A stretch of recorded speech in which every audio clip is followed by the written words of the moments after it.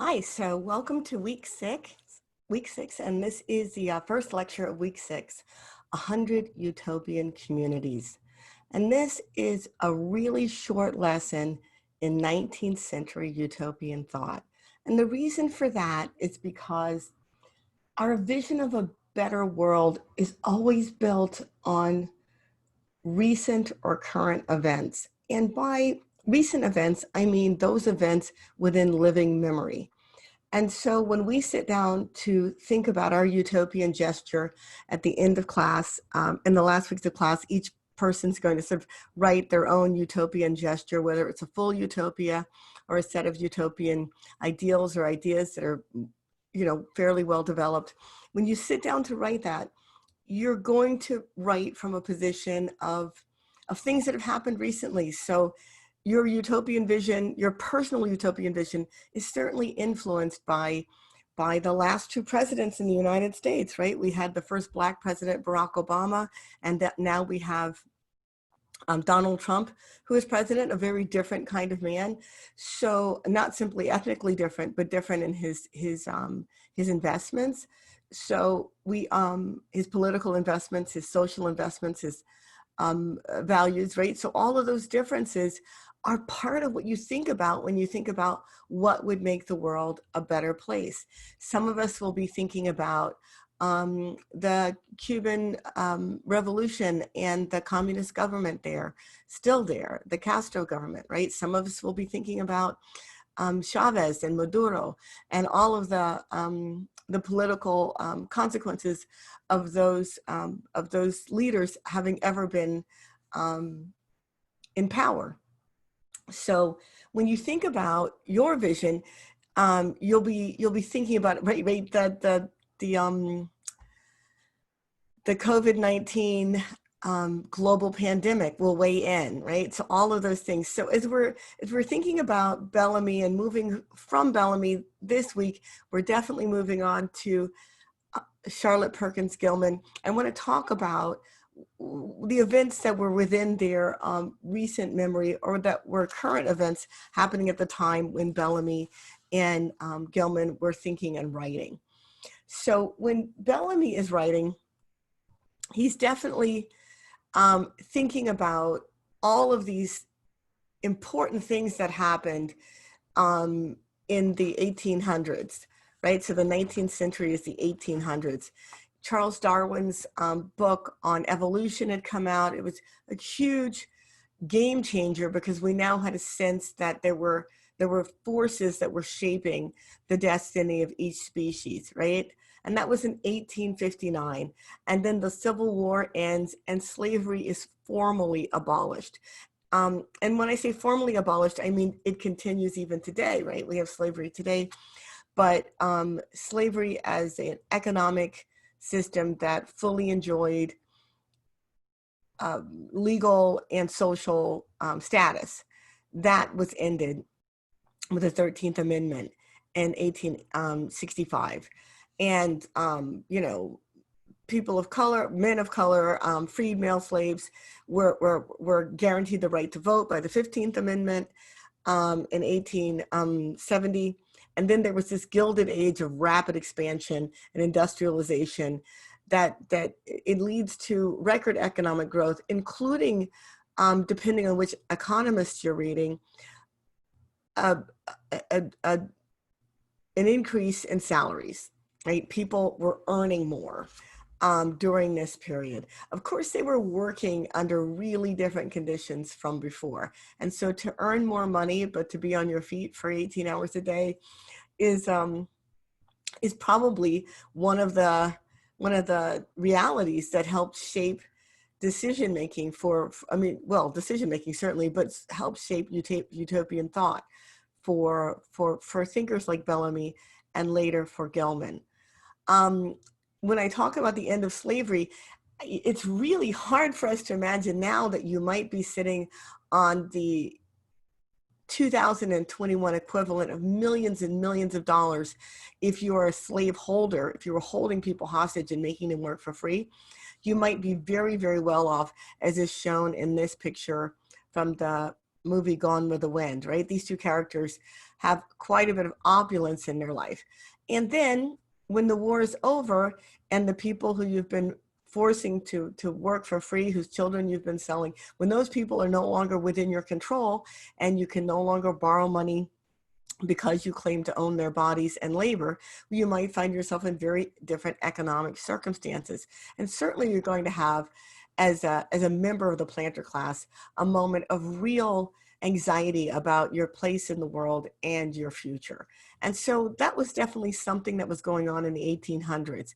Similarly, on the other side of that coin, we had Black families who fully expected at any moment when they were being enslaved that they might be separated, a mother from an infant, a parent, parents from grandparents. Everybody didn't, was uncertain about what might happen next, as is depicted in this drawing. And so when slavery ends, this sense of uncertainty and anxiety around your identity and your labor and your family relationships, right? That sense of that, maybe, right? There's a chance that will go away, and that you can suddenly, as a formerly enslaved person, you can use your talents and your ambitions and your body to better your own family's circumstances. So, I included this picture here because this is a picture of a formerly enslaved American, Frederick Douglass, and he was the most photographed person in the 1800s in America. The most photographed American for that century was this man. And there's an interesting story about it, and I linked to it at the bottom. So a lot of African Americans, after slavery ended, imagined that they might have a middle class possibility. But for many people, crushing poverty continued to be a reality. And this is an image from 1911. It's from the Smithsonian, and these are child workers in a glass factory.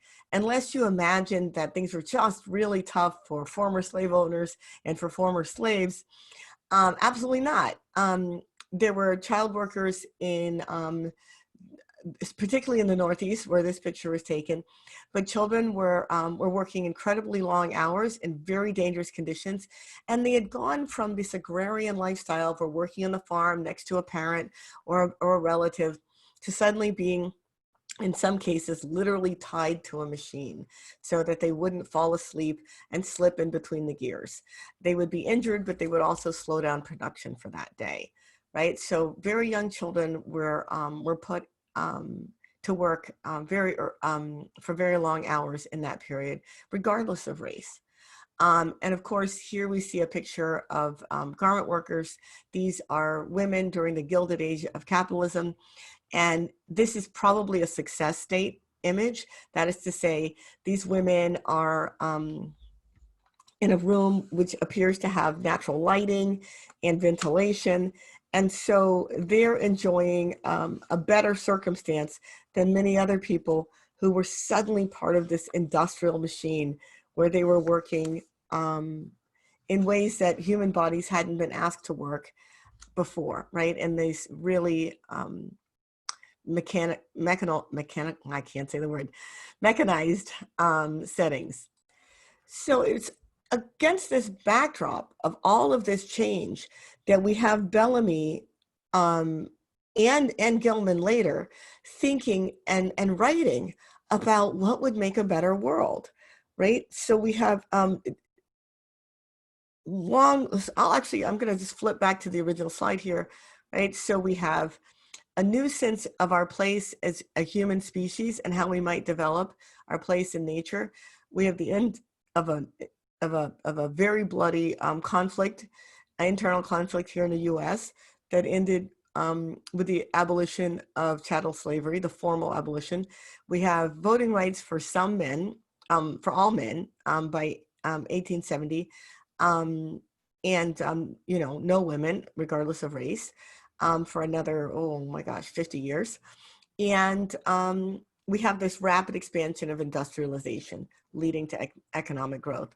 So all this is happening, right? This is a lot to take in. And oh, I left out during the rise of industrialization in Gilded Age capitalism, there was also the rise of the trade union. And this is a scene from a strike, a railway workers strike, that was drawn and appeared in a newspaper, I think about 1897. And so there was a lot of agitation around working hours, working conditions, child labor, and unionization. Now, I should point out that the unions typically did not include, unless they were a women's union, they didn't include women or Chinese or Blacks. And in some cases, you know, there were other kinds of identity exclusions. So against this backdrop, Americans were starting to answer a utopian impulse. According to Lyman Tower Sargent, one of the luminaries of utopian studies, there were about 3 times as many utopias written in the 1800s in America as were written in all the centuries before, anywhere, right? So the US American utopian impulse has people writing a lot about what might make the world better. And Americans weren't just reading and writing about utopian communities, they were also living them. And so when we get to the next slide, to the next lecture, we're going to talk about the fact that between 1825 and 1860, nearly 100 planned utopian communities were founded in the United States. Some flourished and some went bust.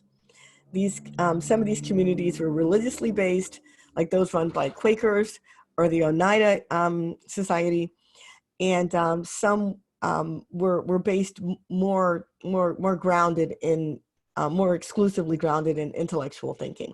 And so we'll get to that in the next lecture.